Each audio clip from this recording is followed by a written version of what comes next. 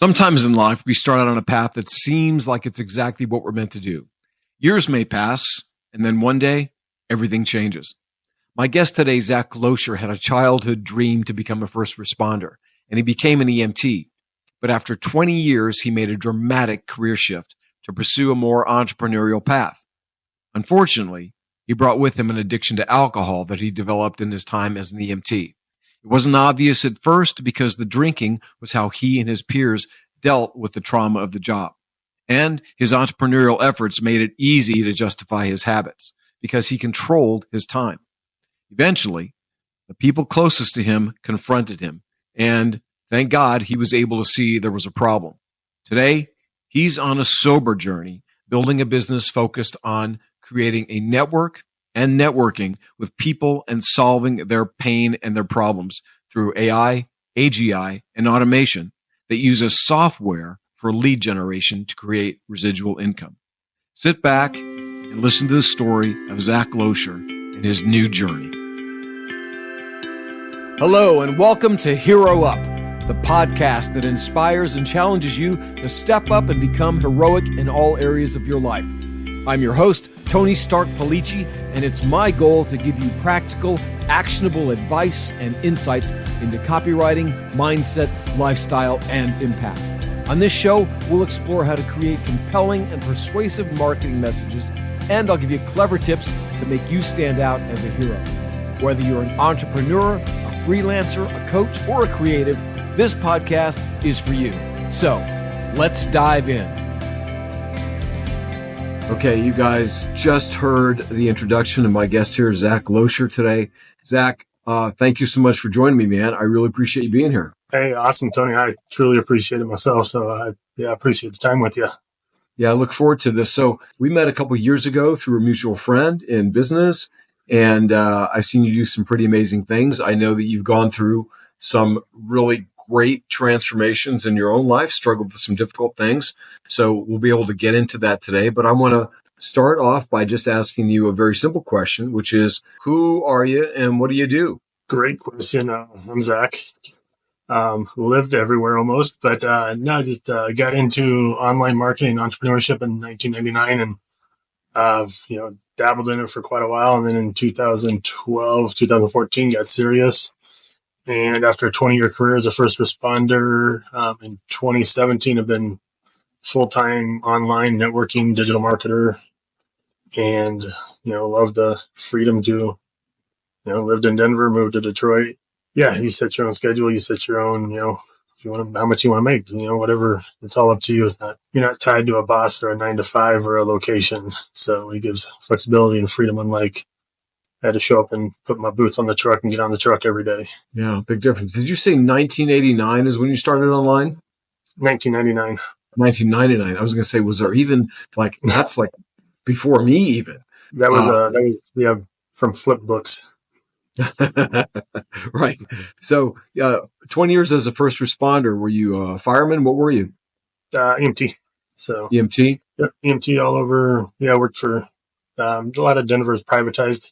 It's not tied to the fire department, so ambulances are private companies. So, yeah, I worked pretty much all over North Denver, South Denver, East Denver, some West Denver. So let's talk a little bit about that.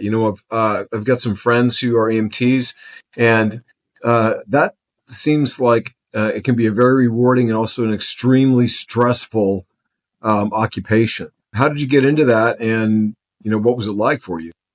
Yeah, no, kind of grew up in it. Growing up in Nebraska with my family, my mom's sister and her best friend my mom's sister was the first female firefighter in town, and then my mom's sister Sue, her friend, was the second. So grew up into it. As if we were hanging out and they got a call, I'd ride along, and so I always got to see the behind the scenes and what was going on. And did the junior fire academy, I think, in fifth grade, sixth grade, something like that, and. Went and played college soccer and, grew up in, my dad and my grandpa had a multi-million-dollar business in, tires, electronics, home appliances, things like that. But, his 7 a.m. to 7 p.m. or whatever time you had to work all the time wasn't really what I wanted. But I went to college and played soccer, and truly the only reason I went to college was for soccer. And once my 5 years were up, because I redshirted a year, I went to a community college, got my EMT, and well, actually, in college, I took a first responder course because it fit my degree at the time. So, Yeah. but kind of started that, and that actually got me into mountain rescue, and then, the year after, actually even the spring after soccer was over, went and got my EMT, which was a 6-month course or semester course, and the rest was history. Did that for 20 years, from just local EMS in Colorado to FEMA responses, Department of Homeland Security responses to natural disasters, or the DNC we did one year, things like that. So just kind of grew into it, and like you said, it's very rewarding. But then it does have its downside back then that we kicked under the rug. So nobody wanted to talk about the PTSD or the mental trauma that came with it, and if you did, then you were put on basically a desk position, and nobody wants to sit at a desk. So Yeah. Are you comfortable talking about some of the experiences you had as an EMT? Yeah, I mean, I think, what was one of the best days that you had? Something that happened that stands out as like a great memory for you? I mean, there's a lot talking to the kids, things like that. It's little boys and girls, they want to grow up, be firefighters or whatever, police, or things like that. So that's always fun.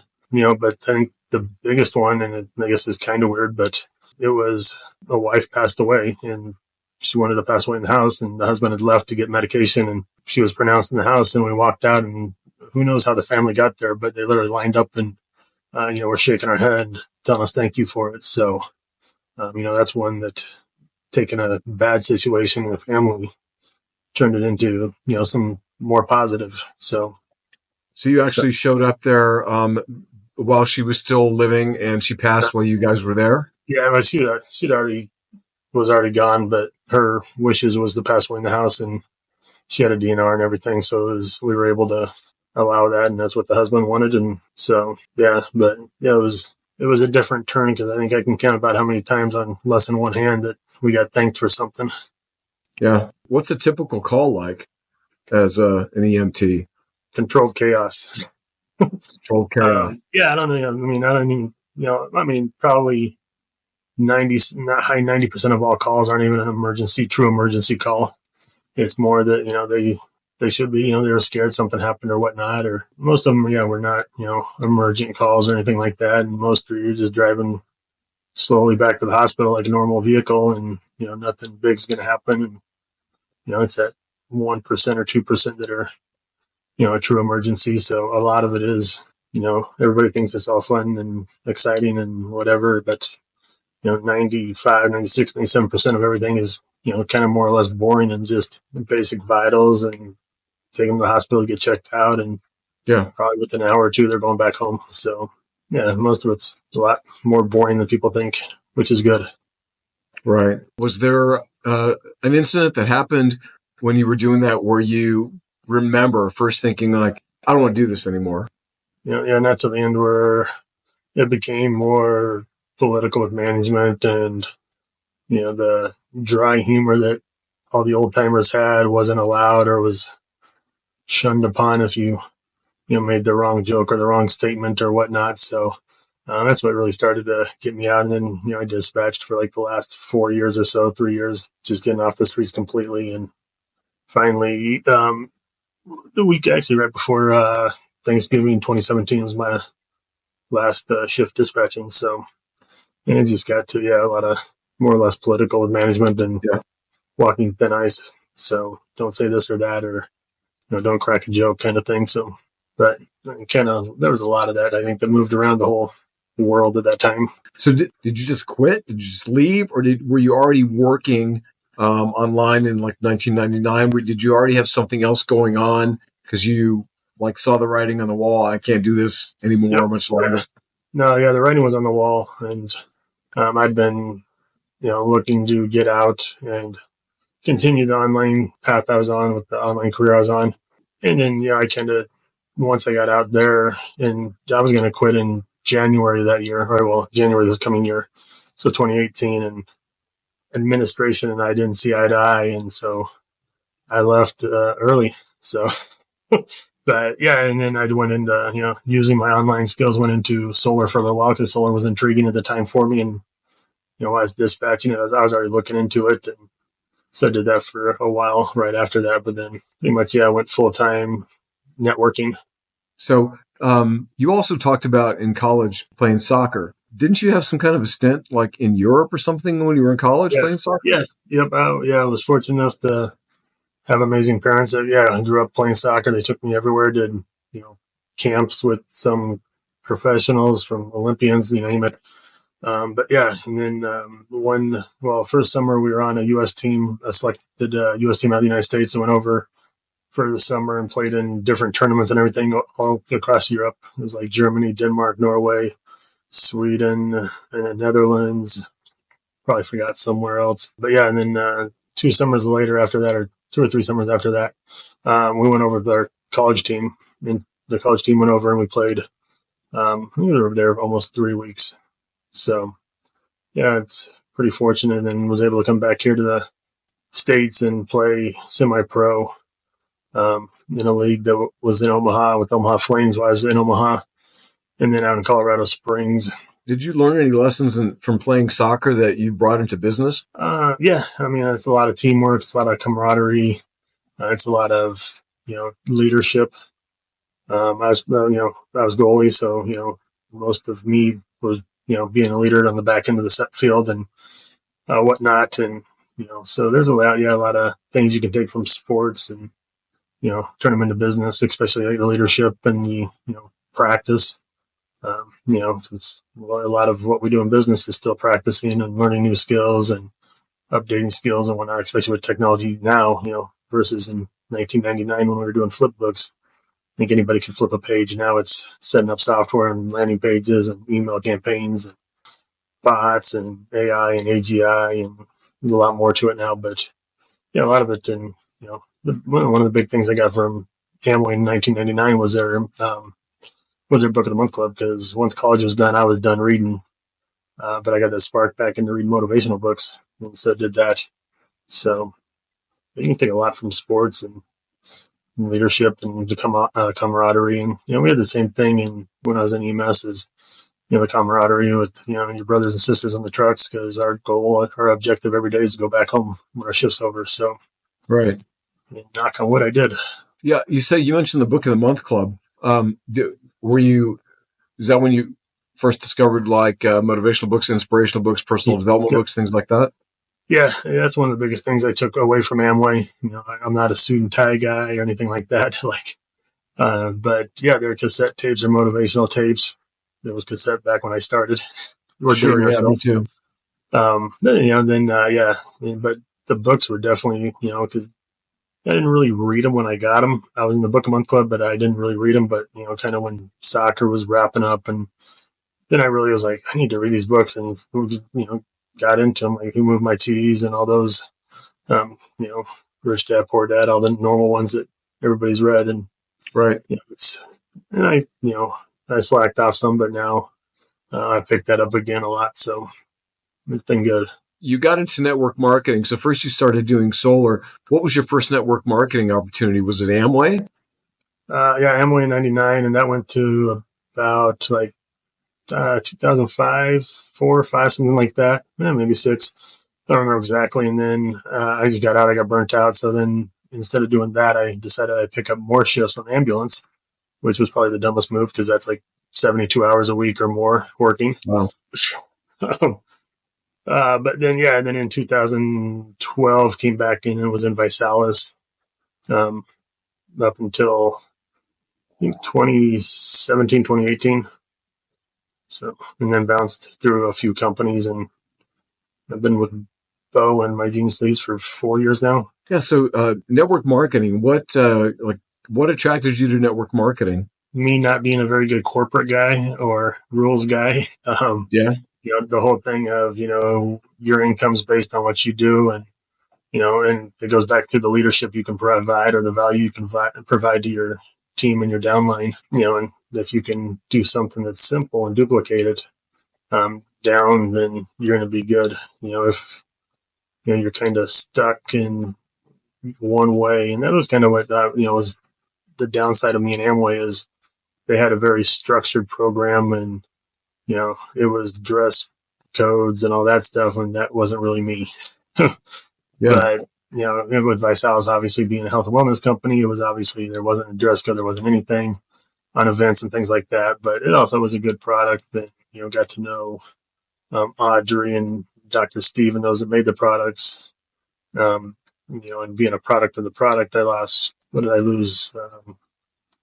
60, 70 pounds or something like that with the products. So, then they decided to take a different avenue and change the product and things like that. And it just didn't fit with my ideas and my vision. And that's when I left there. But, as long as you're coachable and you like to learn, and, anybody can really do networking, whether it's an hour, 2 hours, 3 hours after you get off your 9 to 5 or before or something, so it's an easy one. And I like it because whether I'm in Florida, Detroit, Colorado, Nebraska, Texas, wherever you can do it, wherever, as long as I have my laptop. Yeah. So that freedom of being able to go where you want, work when you want, be who you really are, that's really appealing, obviously, to a lot of folks.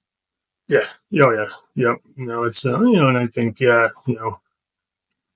being a single parent at the time too, when I started Amway, I wasn't, but it turned out that way. And being able to have that extra income for him to play hockey, which you needed a second job or a third job for the expense of hockey. Yeah.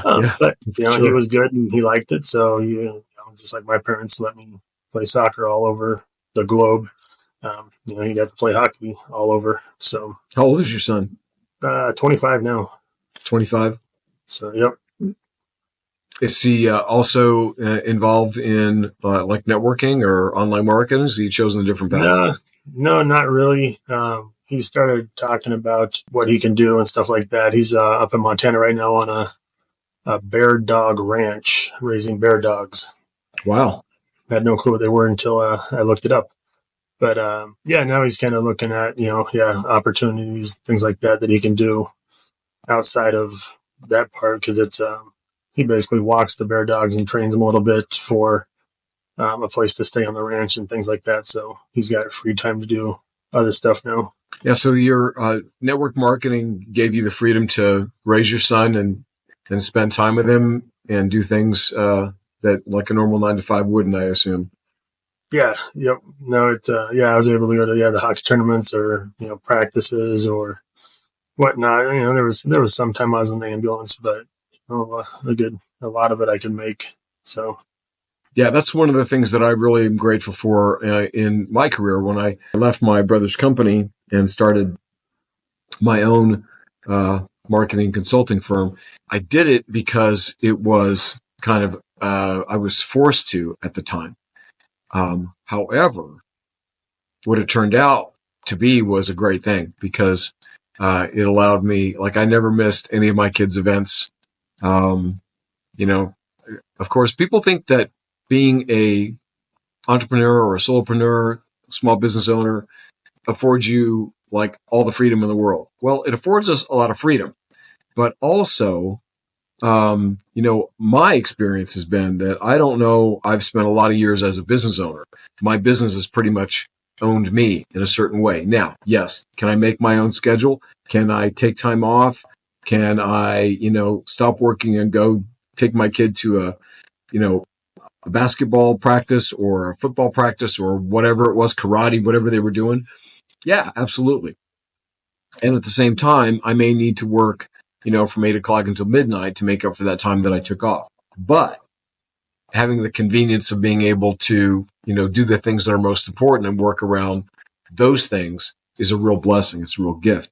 So as I move forward in my career, the thing that I've become more focused on figuring out is how do I really own my time and make the most of it. So I think that, what you're doing with your online business and your network marketing, the great thing about network marketing is it allows you to leverage your time and your efforts because you're supporting other people who, by helping them succeed, it helps you succeed, right? Yeah, no, that's 100%. And And that right there, it's like, while we have the flexibility, it's also the behind the scenes that people don't get. Like, last week I was up till it was almost 2 a.m. or just after 2 a.m. on a Zoom, you know, helping people. But, there was part of the day that I didn't do anything. So, I probably work more hours now. If you count them all up, I don't keep track of them because it's not really work anymore. But, it's more fun. I mean, if I can help, yourself or somebody make an extra 100 or 500 or 1,000 or whatever that number is, that's more rewarding now. And it goes back to the EMS side. I'm still really helping people, just in a different way now. Yeah.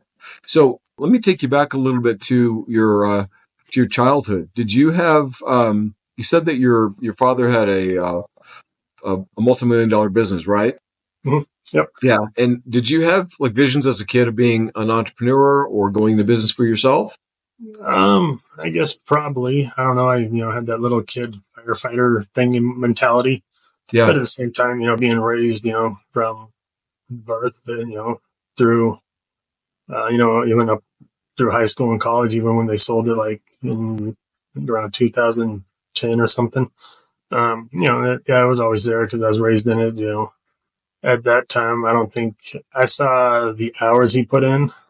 So I didn't really, I was like, oh, that's a lot of hours, but didn't realize, he didn't miss or, almost didn't miss any sporting event we were at because, it's like we were talking flexibility, so he might go in at 7, but, he's off at 4 for whatever sporting event me or my brother or 2 sisters had, so, but yeah, growing up in it, there was definitely that, I want to do this, but then also the fire bug was there a lot too. But when you start on an ambulance, you make $7.25 an hour, so that was pretty sweet. Yeah. When you say firebug, what does that mean? Oh, just the whole little kid thing. You want to be the firefighter or police officer, Firefighter. or Yeah. yep. So yeah. Got it. So you also have had some of the same struggles that I've had with addiction and everything. You want to talk a Yeah. little bit about how did that start? What precipitated that in your life? Oh, it was it was all the bad calls or all the crappy shifts we had that we'd get off shift and that 6 7 whatever time in the morning, and we knew the 3 or 4, there used to be four local bars in Metro Denver that opened at 6 a.m. or 7 a.m. And we'd go just drown our sorrows basically, or get rid of the feelings by drinking, which obviously isn't the smartest choice.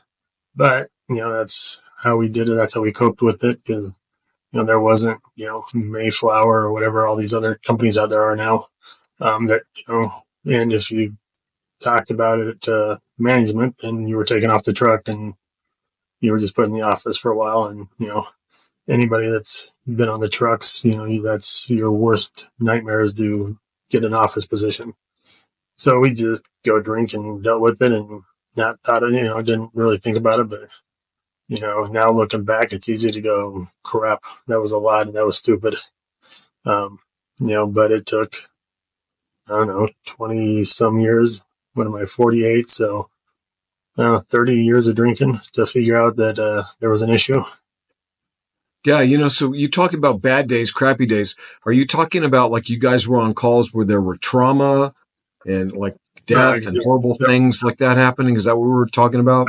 Yeah, I mean, I can pretty much tell you almost if I had a Denver map, where the first kid, that we lost was at, or the first heart attack, or the first GSW, or just, certain trauma calls, that you never forget. And, it's, 20 years later, roughly, on some of those calls. But, I can, tell you exactly, the front, I can see the front door, I can see the stairs we went down, I can see the kid, or, can remember the White House with the Denver fire lieutenant running out with the baby in his arms, or, things like that. So, yeah, there was a lot of that and pent up. Sounds very traumatic. You mentioned a couple companies, which I don't know anything about, and you don't have to go into them, but my assumption is that the companies you mentioned now, there are services that help first responders to deal with like trauma and the things that they encounter in their day-to-day jobs. Is that accurate? Yeah, they're, I don't know if I want to call them, mental health Yeah, mental support health. companies. Yeah. Okay. But back then, when you were doing this, back in the day, they didn't have those kinds of services. Yeah. Yeah, we're like society has gotten much better about actually um, not pushing that kind of stuff under the rug. I don't know if it was always pushed under the rug. I mean, I'm older than you. My dad's generation was like rugged individualists. They didn't Mm. talk about feelings. They didn't deal with feelings. And I know for me, um, I learned to stuff all my emotions. Yeah. So when I experienced trauma and abuse, I just stuffed all that stuff down. And for me, it manifested in addiction. Typically Yep. addiction is response to some type of a trauma. It's a Yep. coping skill. So there were no services like that for you guys. You Yeah. didn't talk about And anything. yeah, we did the exact same. You just put your walls up and, stuff it in and try not to remember it. But obviously, you remember everything almost into, the exact address or whatnot. But, I mean, yeah, it took me really until I hadn't talked to really about it until, last year really to anybody. So, I mean, there was 7 years out, 20 plus years or whatever to like the first few calls or whatnot. Yeah. So what got you to the point where you realize, hey, I've got a problem. I need to do something about this? I met Jennifer in like 2011, 2012 in Visalis. And then we started talking last year, and I just had been coming out to Detroit, flying back and forth from Denver. And, finally moved out here to Detroit. And then, in October, she kind of sent me back to my parents to figure things out and get, help, whether it be, therapy or whatnot. And, I was there for 7 days, 10 days, I forget exactly now, came back. But and then it was in November. Well, I went, came back, got back to Detroit and spent, October and November in an Airbnb trying to mend things with her. And was it on November 24th, made a post about wanting to just commit suicide, and I was done with life after again drinking. And she had an officer show up that Saturday morning then to the house I was staying at, and thank God for her and thank God for him. He had a good talk with me and gave me his business card and what's called Common Ground. And it took me a day and a half basically to figure that out because I had a Colorado area code, so it kept kicking me to Colorado, which then they tried to give me a phone number for local in Michigan. Mm. But then Sunday, that finally got somebody and decided I was gonna go. And they said pack a bag, and I packed a bag with like a pair of shorts and a couple of t-shirts and a boxers or something like that. And I thought I was gonna go and just have like a little interview, and then Monday I'd show back up and we'd plan the week or whatever. And he basically said, well, you're here, you're staying here, otherwise you leave, you can come back Monday. And I'd already taken an Uber there because Jen, which was good on her part, made it my decision to go to rehab, instead of her picking me up. And then, I probably would have tried to talk her out of it or something. For sure. But I ordered the Uber. I got in the Uber. I got out the Uber at Common Ground, and I told him, when he said, either you can leave now and come back Monday. I said, if I leave, I'm not coming back. I already know that. So, let's do whatever we're doing. And it's been 259 days now since then. And but yeah, if it wasn't for Jen, we wouldn't be having this interview probably. Well, congratulations, man. Good work. One of my favorite little sayings, I don't know if you've ever heard this poem. It's everyone comes into your life for a reason, a season, or a lifetime. Have you heard that? Yep. Yeah. Yeah. It's one of the things I've learned a long time ago, and I've shared with my kids all the time. I think about, one of the things behind my trauma is the loss of relationships. My mom died when I was 8, completely didn't expect it. It came out of nowhere. And I've had a hard time growing, or as I've aged, letting go of relationships. Gotten a lot better at it. But when I ran across that saying, everyone comes into your life for a reason, a season, or a lifetime, it has really made a big, it makes sense to me. And I see it, like looking back, I see it. People that I thought were coming into my life for a long time, but they were just there for a reason, right? Like for me, the girl that I was dating that is really responsible for me getting clean and sober, I was sure I was going to marry her. You know, like in fact, before I even knew her, I walked into a house and I saw her sitting there on the floor playing cards. And I walked out with my friend and said, "I'm marrying that girl." He's like, "You didn't know who she is?" I'm like, "I don't care. I'm marrying her." And obviously that didn't happen. But it was, and she didn't even want to get clean. That was the whole thing. You know, I put her in rehab because she was doing too much of my dope. And as a result of me going to like the family nights every week, I started to realize, man, maybe I got a problem.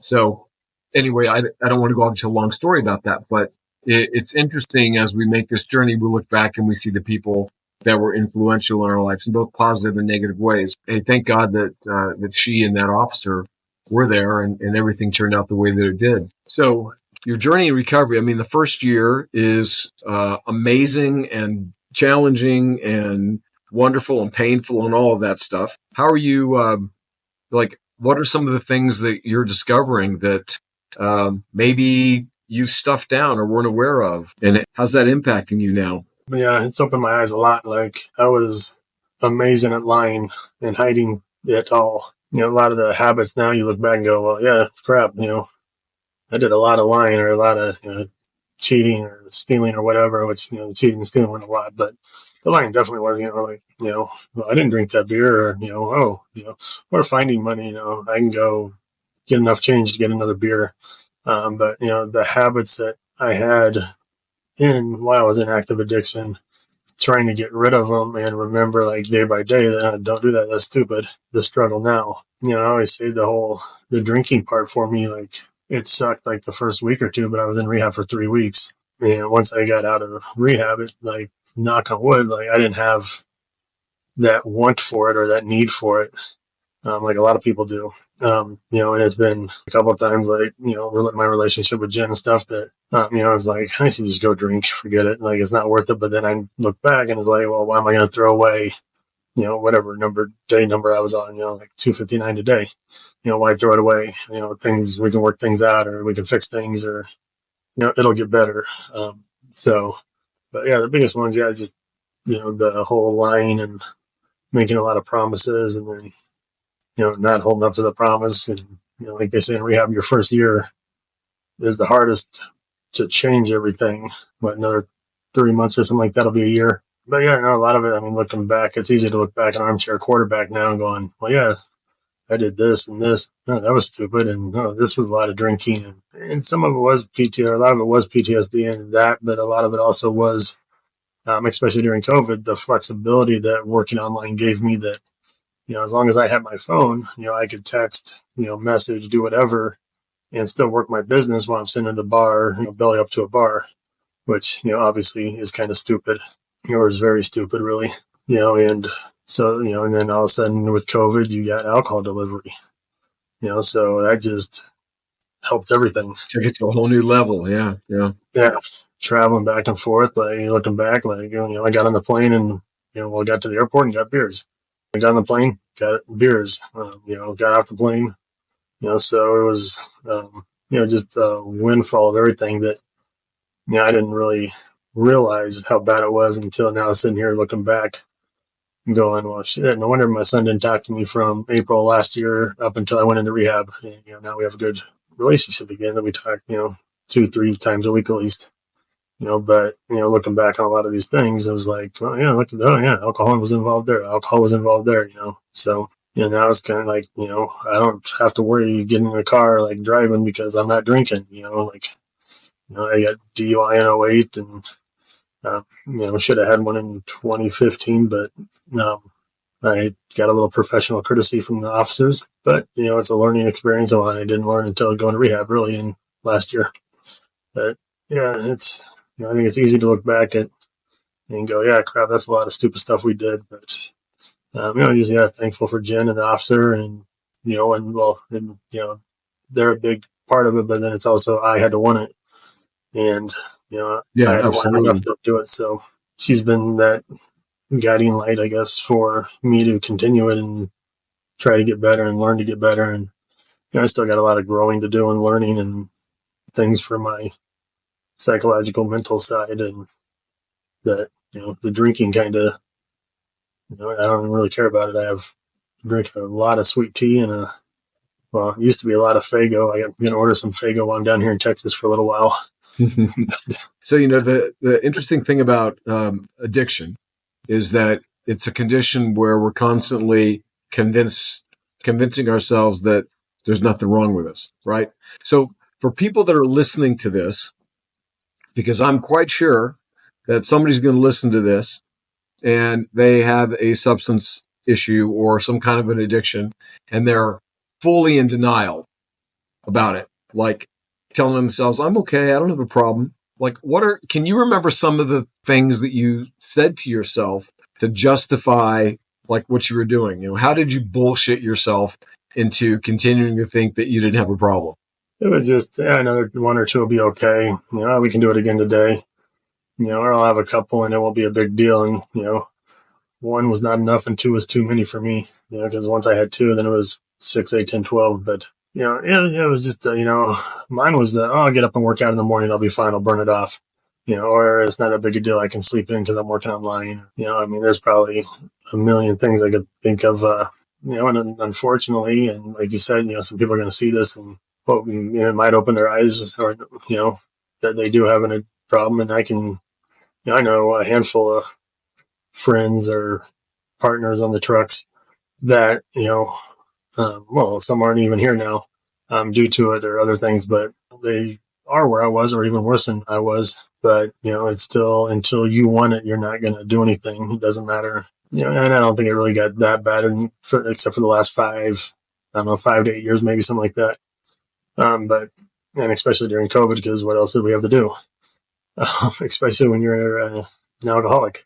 You just keep drinking. And it wasn't that, I didn't have to wake up in the morning and have a drink. It was, I'd start in the afternoon or at noon and I'd do a shift with the bartender or, a shift at home by myself.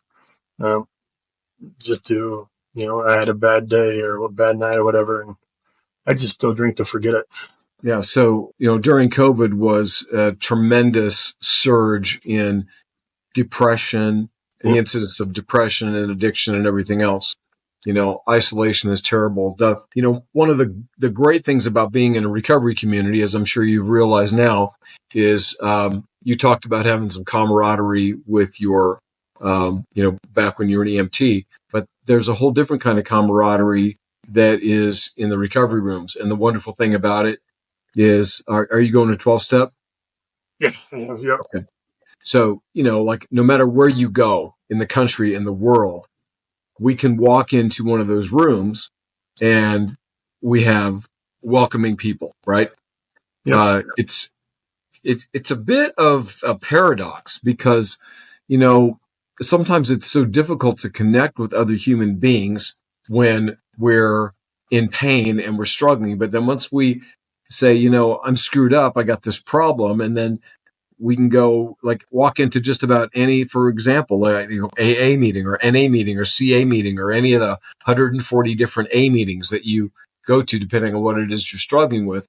And you got a group of people that care what you want to say, will give you hugs, and support you, and really, when I think about it, my brother, who has an organization called Genius Recovery, his take is that addiction is all about an absence of connection. It's a lack of connection.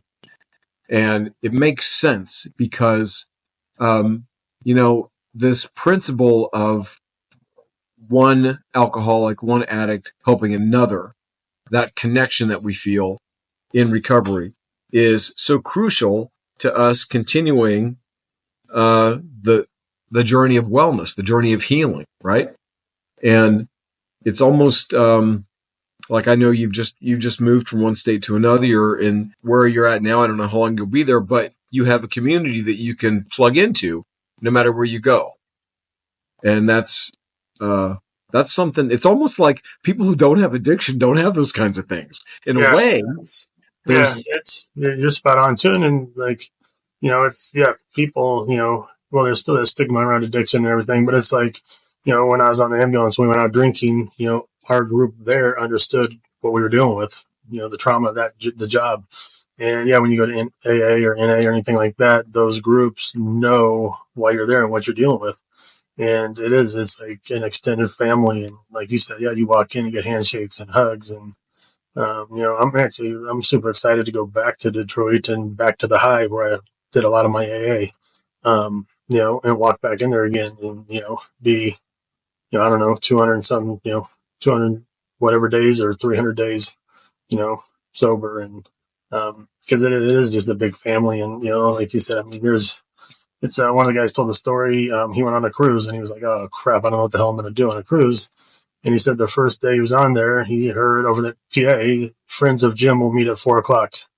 So even cruise ships have AAs, Interesting. so yeah. So, and, with technology, you can do it online now. I do the Zoo Crew every day, or your phone app will tell you exactly, there's one 4 miles from here.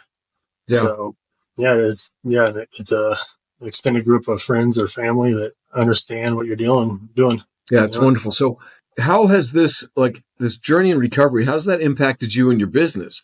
Because you've been in network marketing for a number of years. You're reaching out, you're building relationships.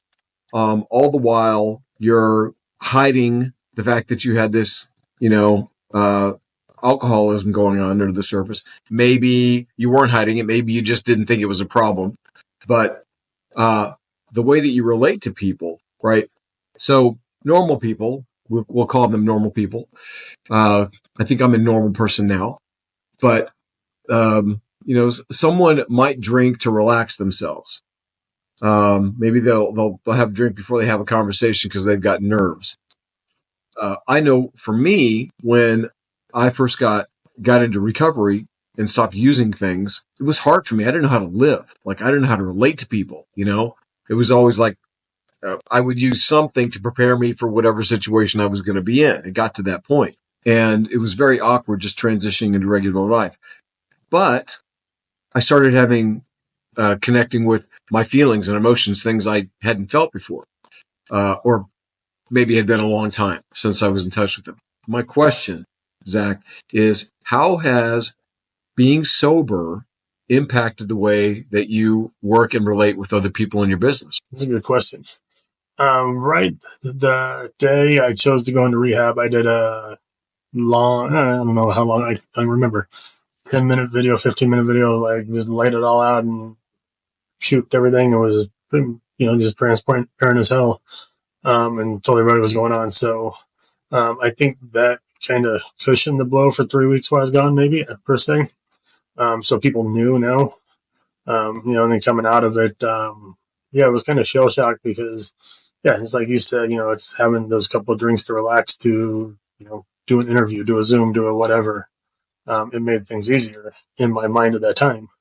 Right. Now, like I said a little while ago, doing that 2 a.m. Zoom, I might have made it on that 2 a.m. Zoom if I was drinking, but probably wouldn't have made the 2 a.m. I probably would have been passed out by then.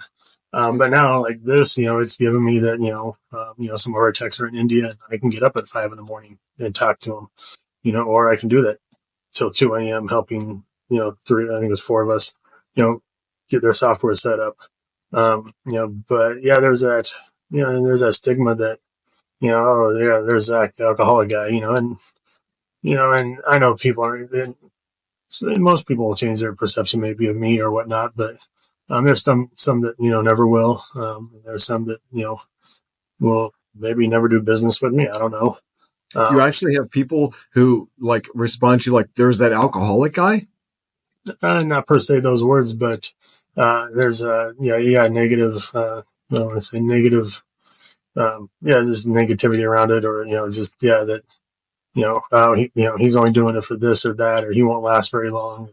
I had a good handful of people that, didn't think I'd make it very long being sober, so, that's I'm kind of hard headed in that. And, I can make it until whenever God wants to take me, really. So, but, there's, and there's people that, so Zach was lying the whole time to us when he was drinking, kind of thing. There was a good portion of it. I don't remember because I was drinking too much. But in the same sense, right before I went to rehab in November, I had the best month I had in years. But I'm still trying to get that mindset back and have a clearer mindset this time and build that back now. And, it's taken longer, and, I got more on my plate now too that, I'm still going, still wanting to get the therapy. I'm getting therapy and hypnotherapy and AA and, things like that. So there's more on my plate, but, coming down here was part of the plan to get things back on track, and it's getting there. Nothing's ever as fast as you want it, but at least I know that it's a clean mind and clean body, and I'm not having to do it while drinking. So I think that's the biggest thing that now whatever I do, if I do something great or I F something up, it's Zach and it's sober Zach, and can't blame it on alcohol. I can't blame it on anything but myself. So if it's 100% me and nobody else to blame now. So there was a lot of I was drunk. Sorry, back then. So one of the most important things for anybody that's listening and knows nothing about recovery, and even if you do, is to always remember that this journey is a one day at a time kind of thing, right? You talk about how many days you had, and I know that when I had my relapse, it was around 14 years clean and sober, and I felt like everything shifted for me, like it changed my life. I didn't realize how much I had wrapped up in my identity and what I had done. But the important thing here in the application, I think, to anybody that's listening is really this principle that is so important for people in recovery, at least in 12-step, is this concept of we live a moment at a time, a minute at a time, an hour at a time, a day at a time. And you know what? You can apply that to any situation in your life, right? If you're going through a difficult time in your business, in your relationship, anything, just recognize like this is a moment in time. All I got to do is get through maybe this next hour. This sucks right now. My partner's upset with me, but this too shall pass. I'm struggling financially. This too shall pass. I will get through this. And, I think that one of the most important things for me in my time in recovery was it taught me perspective just about life, like how to live life, and more is revealed, right? It's interesting that you talked about how judgmental people are. We are all judgmental. Just as human beings, that's, I think, human nature. And there are different levels. Like some of us have got it, are managing it pretty well, and others are completely out of control and they don't give a shit. But the thing that fascinates me about judgment, even with myself, and I've gotten so much better with this over the years, is people tend to look at others, highlight something negative about them, and somehow make themselves better because of it. And people can be very self-righteous too. Like I remember out here in Arizona where I live, there was a guy that was kind of prominent in the community, and it came out that he had an addiction issue. And boy, everybody just went online and started blasting him for this. And I remember commenting to one guy, like, what are you? And I think the term I actually used is, are you without sin? Like, are you perfect? Have you never done anything screwed up in your entire life? Because you're talking like you are, like that's who you are. And I don't even know you, and I know that's not true. Oh, he lost his mind on me online, right? Yeah. And it's just so funny. I mean, I really think that the world we would all get along a lot better if we kind of adopted this attitude that most people are just doing the best that they can. And we all have our struggles. The best that we can do for one another is to help people be accountable to themselves, to be honest, to be real, to be authentic. And I know that the toughest thing that I ever did in my life was be honest about my flaws. It's also been the most transformational thing for me, because what I recognized was the more honest I was about what I was going through, the more honest other people would be about what they were going through. It's almost like somebody needs to go first. Right. And also the process, there's this saying that I'm sure you've heard is we're only as sick as our secrets. And the process of sharing, what I was struggling with, where I fell, where I failed, took the power away from that and eventually gave me victory over it. So I wasn't I wasn't caught in that rut, that repetitive destructive behavior over and over again. So I asked you, how it's impacted your business, and you shared some of these, opinions that other people have. But are you finding yourself connecting any differently with the people that you help now than you did when you were drinking, or does it seem kind of the same to you? No, I think it's different. Just because now, why I wanted to hide everything back then, now I'm an open book, and, I suck at a lot of things and I'm good at things, and, I'm more transparent on it now. And, like, yeah, like the judgmental part, like, there's probably some people back then I was like, I'm not going to work with them. Or, oh, I want to work with these people because they party kind of thing, or, that was even like, I look back into Visalis parties and things. My core group with Visalis and a couple of other companies was the partiers, the ones, oh, let's go drink for lunch. Let's go drink at dinner. So, yeah, now it's more, I'm looking more for the ones that are truly focused on business, and, go have a couple of drinks. I don't care on that part of it, but, yeah, it's more focused and more open, clear minded. There's not that clouded vision or clouded picture, of, and a lot of procrastination too back then, versus now, using like Trello and stuff where I have certain, here's what I need to get done today, or here's my idea I thought of today, or a lot more productivity going on, with it. And, the Trello part kind of came to one day at a time, and it's, a lot easier. Like, if I want to make six figures, well, that's cool, but let's take it way back to one day at a time where maybe you only need to add one customer a day, or, five customers for a whole week or something, and for, all of us in addiction, that one day at a time is very obtainable. It's 24 hours. I can do 24 hours. Well, then tomorrow, guess what? I can do another 24 hours. Am I going to drink tomorrow? I don't know, but I'm not drinking today.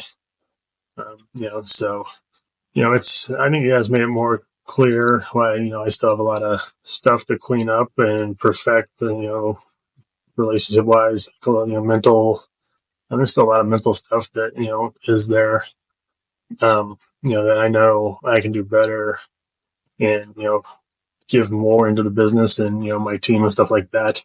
It's just, kind of getting back into the right mindset, even though it's been, 8 months now.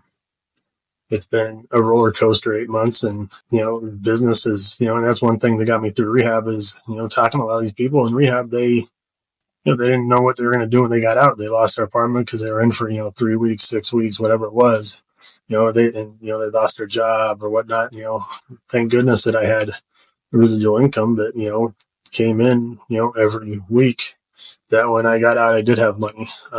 So that was a blessing there. And, it still kept coming in, and it still comes in today, but is not where I want it to be at all. But the biggest thing, is just having that clear mind and clear vision now. And now it's really buckling down and just focusing and grinding and putting in a lot of the effort and leaving, people behind it. Like when I, left Denver, like 27 years in Denver, I literally think I talked to 4 people now from Denver. Mm. 3, maybe even 3 people, 2 people. So you'll see, once you announce that you have an addiction problem or whatnot, and, the people that you were drinking with aren't going to talk to you, or very few, and, I think it's even got less the longer I went now, but, that's totally fine with me. Like that's their life, but, clearing that up, and, now I can truly find the people that, want to know this Zach. And, this Zach hopefully is a way better version than the drunk Zach was, which I think he's getting there. But it's a Zach 2.0 is what I'm going to name it. Yeah, well, I'm sure that this version of you is a much better version. I've watched you online. I've seen the progress that you made, and I see what you're doing, and it's real positive. So the other thing that came to mind when you were talking was, this progress of addiction, getting sick. There's a saying that I loved. It says the process is spiritual, then mental, then physical. In other words, we get sick spiritually first, then we get mentally sick, and then we get physically sick. And if you look at the progression of any, at least a substance addiction, first there's a spiritual flaw that allows us to deceive ourselves and others. Then our thinking gets messed up. We start making bad decisions. We have maybe we're morally making wrong decisions, which ties into spiritually, and then it starts to affect our health. Yeah, 100%. Well, recovery is the reverse of that. The first thing that starts to get better when you stop using the dope and the alcohol is you start to feel better, right? Your body starts feeling better, and then your thinking starts to clear up, and then the third thing that happens is we start getting better spiritually. And so, it's a process, and that there's different phases in all of those, in all of that healing, right? So the one day at a time is a great thing to keep in mind, but also, as easy does it, and be gentle with yourself. And, addicts and alcoholics tend to be extremely self-critical.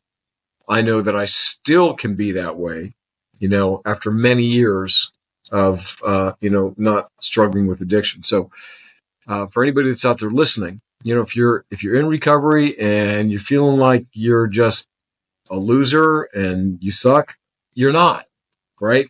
You may suck at something, but if, you stick with the program, it's a process. We got to trust the process, and transformation and change takes time. So, but it happens. No, and you're 100% on that. Like, when I was on the truck, I was, praying every day. We got on the truck. I think it was St. Michael's up in the A pillar, the protector. I think that's the right one. Don't quote me. It's been years now. But he was up there, and, knock on wood, 20-year career, never got in a wreck, never got injured, things like that. And I had that. And then, once I got off the truck, lost that, then it was like, oh, I can have another drink, and you lose, the mindset. And then, 100%, then, I don't even know what I got. Well, I got it for like 260, 270, 280. I would never step on a scale. But then, once I made that decision, go on 11, 24, 23, the hell started, I'm not drinking now. It's been a week or 2 weeks or 3 weeks. I was in rehab. I'm like, this feels pretty good.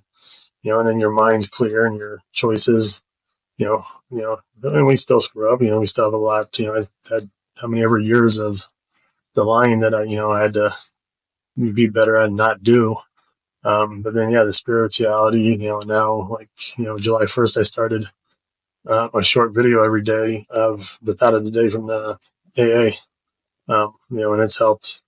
But it's, it's a process. It's not going to happen overnight, and just stick to it, and it's going to work out. And, it all, knock on wood. I got my blood work back 3 weeks ago or something like that. And, I guess by the grace of God, my liver's fine, my kidneys are fine, everything was fine except my vitamin D, which was like barely low. So, and I have no clue how, but it was, and I mean, now I've been under 200 for like 2 months now, or whatever it was, since I've been going to the doctor, which, obviously I can never get under 200, because of the drinking, even though I work out a crap ton, and I'm taking in, I don't know, 1,000 calories a beer drinking night, like Yep. Or whatever. Sure. I know what the beers are, but it's the health and mindset and the spirituality things are amazing now, and just gotta keep plugging away at them, and it all becomes easier and easier. Yeah, there's a lot of parallels in the 12-step program that apply to all areas of life. Some principles that make sense, like trust the process, right? And there's 12 steps. You come into a 12-step program. You don't start with step 5. You don't start with step 9. You don't get to jump around. Like, you start with 1, and you complete that, and you keep going. And each one is designed to get you to the next level. Just like in business, you had a process in the different companies that you're in. In My Genius Leads, there's a process for how people succeed. What's that saying? Success leaves clues. Well, yep. If we follow the steps, right, for success, whether it's in business and recovery, in our relationships, then we're going to get to the end result and succeed. There are some things you just can't shortcut, and it takes what it takes. Yeah, So 100%. Yeah, it's the 12 steps. I mean, they've been proven for how many decades now? And yeah, you start at 1 and 2 and 3 and 4, and it might take you 3 months. It might take you 6 months to get to step 4. It's at your pace, and it's not a race. It's a journey, and whether it takes you a year to get through the 12 or whatnot. I mean, but yeah, they all literally have step by step process that's been proven by millions of people worldwide. And so it's not like, oh well, you're from the U.S., we can't do it in the U.K.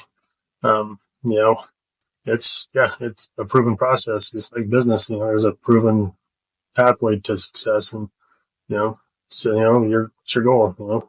You just set your goals just like business. And so, Zach, speaking of goals, as we're coming to the end of our time here, the theme of the show is Hero Up. And it's about, how to be a hero in your life and in your business and to the people that are around you.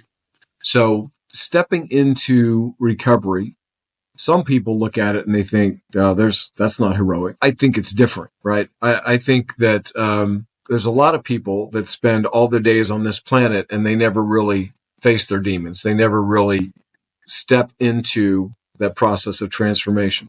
But right now, at this point in your life, as you're looking forward, and I know we're not supposed to project forward, right? We kind of stay in the moment. But I also, now, 30 years on the other side, I got clean first time in 1988. So I've got decades here.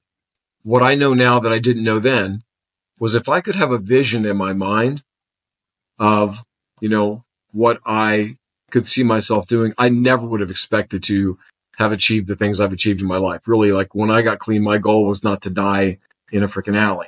So, I mean, hey, praise God. But like, who do you want to be a hero to as you go forward now, in your life? And what are the goals that are now important to you going forward? Yeah, no, I mean, the hero part. Who could be a lot, but specifically, obviously my kiddo. And if things work out with Jen, her boys, and just to be able to be that example that you can screw up big in your life, but still have a great recovery or finish, even whatever you want to call it. Right. And just showing them, but also to those that like I said, it took me from Friday when I quit drinking at 7 p.m. Just because I know that's when I closed my bar tab out.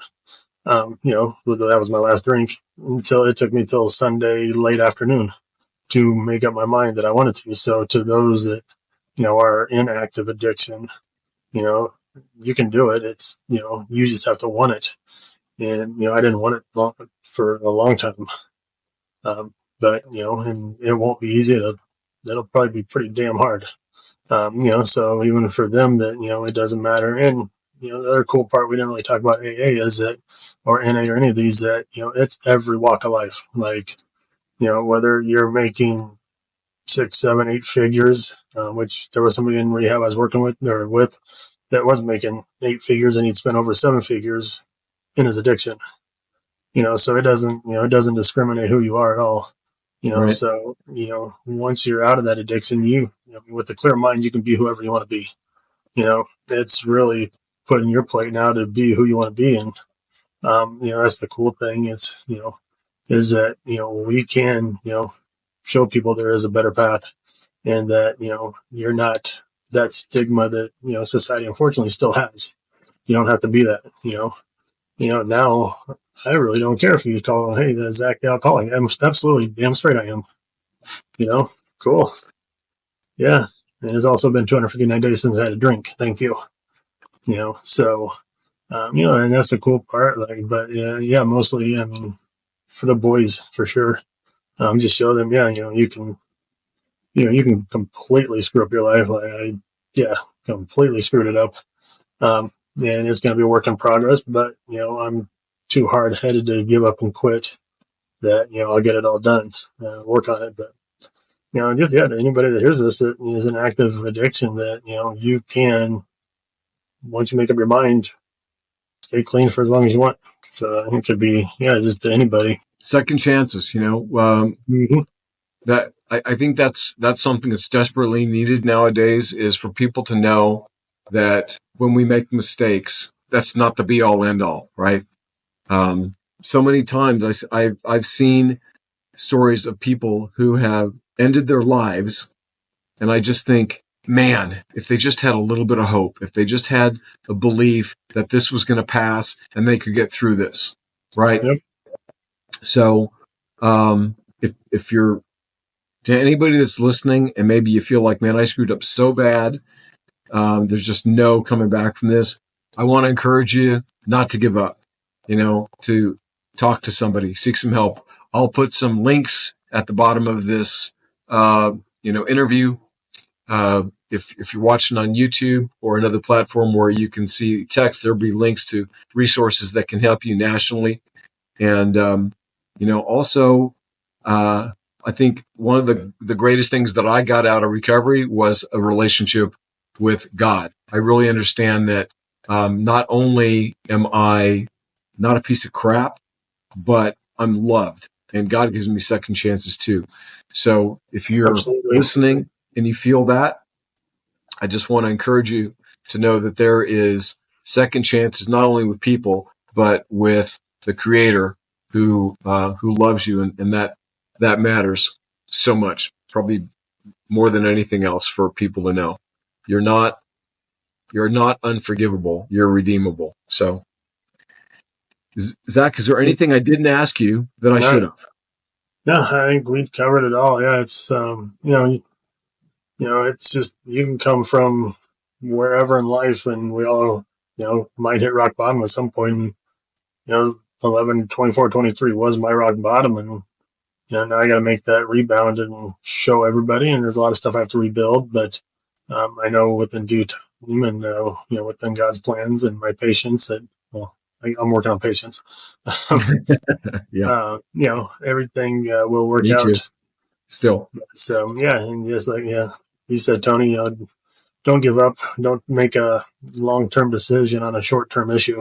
So Right. it's a handful of people I knew personally in EMS that made that choice. So it's a short-term issue. Don't make a permanent decision off a temporary issue. Yeah. Exactly. So if people want to get a hold of you, if they want to find out about how they can generate residual income, too, where should they go? You can go right to residualgenius.com or email me at zach@residualgenius.com, and we can definitely talk and work out a game plan for you. So awesome. All right. Well, I'll have those links in the bottom of this too. And Zach Loescher, thank you for your time today, brother. Thank you for being open and honest and sharing about your story. It's been a real pleasure having this conversation with you. So I appreciate it. Yeah, I appreciate it, Tony. And I appreciate you for having me on. This is, it's been great. And, we all got to share our story. It might help one person. So. Amen. Absolutely. All right. Thanks so much. Thank you for tuning into Hero Up. I hope today's episode challenged you to step up as a hero in your field and provided you with valuable insights to express your unique voice and message. If you found this episode helpful and motivating, please leave a review and share it with your friends and family. And remember to subscribe so you don't miss out on future episodes and amazing guests. Until next time, find your voice, share your message, live your mission.